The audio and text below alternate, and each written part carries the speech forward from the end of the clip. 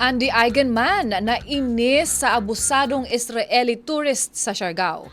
Umaabante sa balita si Abante Showbiz reporter Lane Garcia.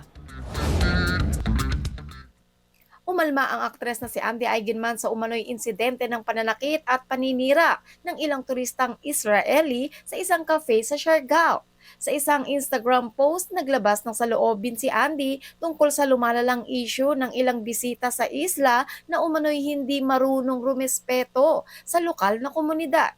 Ibinahagi ng celebrity mom ang isang video na naglalahad ng umano'y insidente kung saan sinira ng ilang Israeli tourist ang isang cafe na nagpo-promote ng peace, justice, and solidarity bilang suporta sa mga Palestino.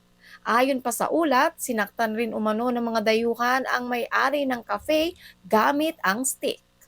Giit pa ng aktres, ang Siargao ay tahanan, kabuhayan, kultura at lupain ng mga lokal at hindi umano ito palaruan ng sinuman. Yan muna ang chika. Ako si Lane Garcia, Abante.